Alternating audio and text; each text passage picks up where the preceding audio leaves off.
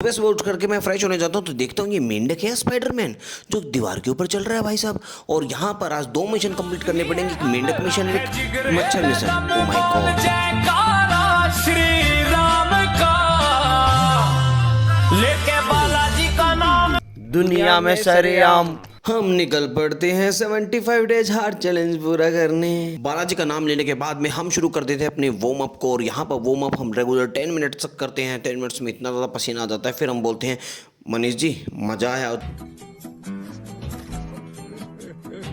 आयुर्वेदिक बाबा की जय बोल करके हम चल पड़ते हैं मिल्खा बनने के लिए। और जो दौड़ लगाते हैं ना 3 किलोमीटर की, ओहो हो मजा ही आ जाता है।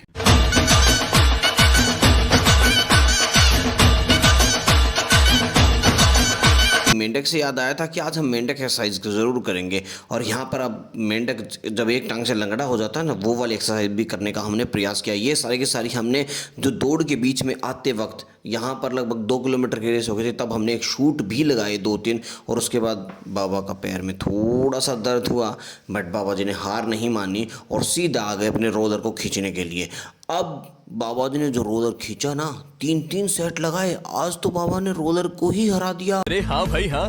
इतनी मेहनत करने के बाद में जब 100 मीटर का शूट लगता है ना, तो वो काफ़ी ज़्यादा हार्ड हो जाता है हमारे लिए। ये करना बहुत ज़्यादा मुश्किल होता है। ये मतलब ये लगातार 3 से 4 चक्कर लगाते हैं हम, और ये कंप्लीट करना मुश्किल हो जाता है। लेकिन हनुमान जी की याद आ रही थी, तो यहाँ पर हनुमान जी की याद से हमारी पूंछ भी निकल आई। तो उसको लेकर के हम स्टार्ट कर देते हैं अपनी पोस्ट एक्सरसाइज को।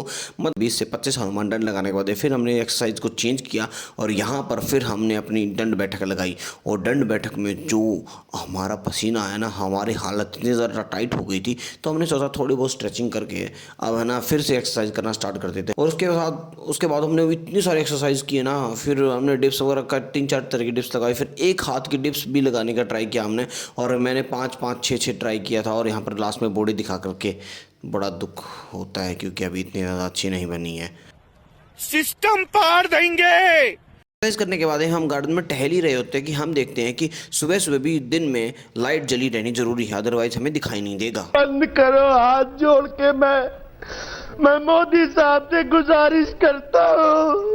हम घूम ही रहते हैं। मुझे याद आता है कि एक बार मैं ना हार्ट पेट में फर्स्ट टाइम आया था ना, तो एक मैंने है ना रिक्शा वाला किया था, लाइक एक वैन वाला, जो मारुति गुंडे वाली गाड़ी नहीं होती, हाँ गुंडे वाली, वो वाली की थी। मैं और राखी आ रहे थे, तो उसको मैंने बोला, एक अजीज भाईजान अपना कोई, तो मैंने उसको बोला भैया, वो बोला सर आप पैदल क्यों चल रहे हो, अब मेरे साथ गाड़ी में बैठो ना। मैं कहा चलो ठीक है भाई, अपना को जानता है तो हम बैठ जाते हैं। राखी को जानता था उस टाइम पे थोड़ा, मैं स्टार्टिंग में नया नया आया था, तो हम बैठ जाते उसकी गाड़ी में, और वो हमें घर पर ले जाकर छोड़ देता है। घर मुश्किल से 150 मीटर दूर है। तो भैया हम घर पे जा रहे होते हैं, बोला सर, उनका अब कुछ बात हो गई शायद। हाँ जी बोलिए सर। मैं वैसे तो अगर आप अपने वाले हो, अगर और कोई होता ना तो मैं 150 रुपये लेता हूँ। आप एक काम करो, 50 रुपये दे दो। 150 मीटर के 50 रुपये मैं मन मार के मैं दे देता हूँ 50 रुपये। उसके बाद वो बोलता है एक काम करो आप सर, मेरा नंबर ले लो, जब भी कभी आपको मार्केट जाना हो, कहीं पे भी जाना हो, फ़ोन लगाओ, बंदा हाजिर।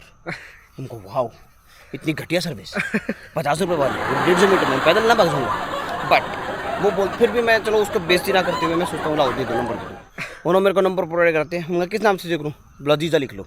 जीजा उठा ले रे देवा। उनका जीजा, बोला हार्ट पे मेरे को जीजा नाम से जानते हैं। तो साले शादी तो मेरी हुई है, मैं तेरा जीजा हुआ, मैं नहीं लिखूँ तेरा असली नाम बोलूँ, बोला जीजा। उनका ठीक है ये डन। ठीक जीजा लिखा, मैं क्यों जीजा लिखूँ, जीजा तो मैं हूँ ना उसका। ऐसे इंसिडेंट भी आपके साथ में हो सकते हैं, तो ऐसे इंसिडेंट के लिए हमें हमसे संपर्क करें, हम आपको छोड़ना है। Oh my God. आयुर्वेदिक बाबा की बात इतनी ज़्यादा अच्छी लगी, कुत्ता बोला बाबा और सुनाओ ना, वो पीछे पीछे हो गया। आयुर्वेदिक बाबा बोलते हैं ओए तू पीछे चला था, मेरे साथ मत आ जाइए। अरे बाबा टाइम बहुत खराब आ गया है। फिर हम जूते पहनने के लिए बैठते तो बाबा बोलते हैं हम बैग भूल कर आ चुके हैं अंदर। Oh my God. फिर हम बैग लेने के चले जाते हैं, और वहाँ पर बैग लेने के लिए जाते हैं तब बोलते हैं बाबा कि हम जूते भूल कर आ गए हैं। ओहो हो, इतना ज़्यादा टेंशन हो जाती है ना, जूते कोई ना उठा दे। लेकिन वहाँ पर हम जाते वक्त देखते हैं ओ हमारे 1008 तिलक बरेडिया बाबा भी देखने को मिल जाते हैं। हमें थोड़ी सी खुशी मिलती है। गजब बेइज्जती है। हम सीधा पहुंच जाते हैं बाहर। बाबा पूछते हैं ये कौन सा पेड़ है, तो मेरे को नहीं पता रहता है। बाबा हो जाता है गुस्से में, तो शांत करने के लिए बाबा बोलते हैं मेरे को एक गिलास पानी पी लेने दो, उसके बाद मैं सोचता हूँ क्या बताना है क्या नहीं बताना है। और जब बाबा एक गिलास पानी पी लेते हैं तो उसके बाद बोलते हैं मैं तेरे को इस कुएं में डाल दूंगा और बिना पानी के डूब के मर जाएगा तुम। ओ हो, इतना ज़्यादा बुरा लग गया था मेरे को। मैं फिर सीधा निकल जाता हूँ बाबा के साथ में वहाँ पर झाड़ियों में। फिर बाबा बताते हैं जो मैंने डांस सीखा था ना, ये डांस इसने सिखाया था, ये राम का घोड़ा होता है और ये मेरा गुरु है, डांस गुरु है। इससे कोई भी डांस सीखेगा ना तो मज़ा आ जाएगा, उसकी ज़िंदगी सवर जाएगी। उनको तेरा वजह से मेरा आत्महत्या करने का टाइम आ गया है। बाबा की शिक्षा से मोटिवेट होकर के मैं चला जाता हूँ अपनी भगवत गीता पढ़ने, और भगवत गीता से आज हमें सीखने को मिलता है कि दो प्रकार के मनुष्य होते हैं, एक क्षत्रिय एक सन्यासी। अगर दोनों के दोनों अगर धर्म कार्य कर रहे हैं और दूसरा भगवान के प्रति कोई कार्य कर रहा है तो वो ज़्यादा बेटर रहता है। अगर आपका कितना भी प्यारा हो, अगर वो धर्म युद्ध के बीच में आड़े आता है तो वो आप उसको मार भी दोगे तो कोई आपको पाप नहीं चढ़ेगा। और क्षत्रिय धर्म यही कहलाता है कि अगर हम किसी भी धर्म के प्रति, राष्ट्र के प्रति कोई कार्य करते हैं, चाहे उसके बीच में कोई भी अपना आ जाए तो वो हमें कार्य कर लेना चाहिए। फिर भी कोई धर्म युद्ध के अंदर मारा जाता है तो डायरेक्ट भगवान श्री कृष्ण के शरणों में जाता है। भगवत गीता पढ़ने के बाद में हमारा एक पार्सल आ जाता है जिसको लेकर मैं काफ़ी ज़्यादा खुश हो जाता हूँ, क्योंकि ये एक होता है एक छोटा मिनी ट्राइपॉड। इससे ज़्यादा मेरे को खुशी मिलती है क्योंकि अब मेरे को कैमरा लेने में काफ़ी ज़्यादा आसानी हो जाएगी। उसके बाद हम गलियों में पानी पूरी वाला ढूंढ रहे होते हैं, क्योंकि इससे पहले एक पानी पूरी वाला हमें धोखा देकर जा चुका था। फिर हमें एक अंकल दिखाई देते हैं, अंकल बोलते हैं कि उधर मिलेगा पानी पूरी वाला। अंकल की बात सुनकर हम बिना सोचे समझे आगे निकल जाते हैं। भाई मजा आया। एक तरफ हम काफ़ी ज़्यादा परेशान हो रहे थे, लेकिन दूसरी तरफ हमारा टीम मेंबर ड्रीम गर्ल से बात कर रहा होता है। ओ हो, हमें बहुत ज़्यादा गुस्सा आता है। अबे ओ दिवाली की फुलझड़ी जला डालूंगा अभी।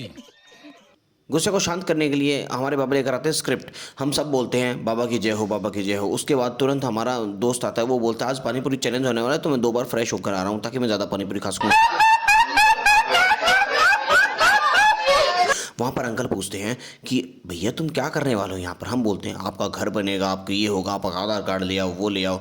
अंकल जी बोलते हैं ठीक है। उसके बाद हम अंकल जी को सारे ज्ञान देने के बाद में दूसरे पानीपुरी वाले से बात करते हैं। ये वाला तो बोलता है भाई साहब मुझे प्रमोशन की ज़रूरत नहीं, आप यहाँ से चले जाओ। ऐसे करके हम 10 से 12 पानीपुरी वालों से बात करते हैं। फाइनली रतनगढ़ वाले मान जाते हैं।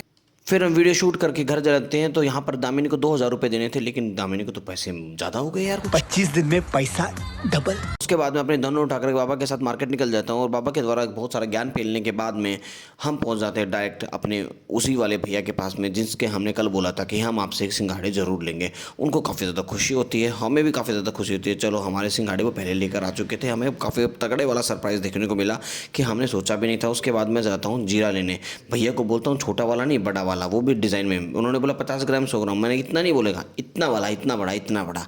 वो काफ़ी ज़्यादा कंफ्यूज हो जाते हैं, फिर भी वो मेरे लिए ना बड़ा वाला जीरे का पैकेट लेकर आते हैं।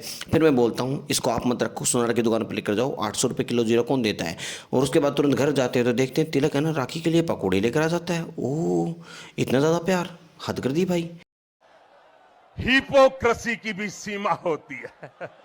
हमारे लिए तो कुछ भी नहीं लाए, चलो ठीक है। लेकिन यहाँ पर है ना हमारे 1008 कपड़े सिलवाने आते हैं तो काफ़ी ज़्यादा घमासान युद्ध होता है दोनों के बीच में कि ओ ये वाला कपड़ा अब 1008 के लिए स्पेशल बन रहा था कि। और यहाँ पर मनीष जी बोलते हैं कपड़े तो मैं भी लाया था, मेरे को दिखा तो ये वाला डिज़ाइन दिखाते हैं। तो बाबा बोलते हैं नहीं ये डिज़ाइन अच्छा नहीं लगा, मैं अच्छा वाला डिज़ाइन देकर दूंगा, फूल बना होना चाहिए जिसके अंदर थोड़ा सा यूनिक लगे।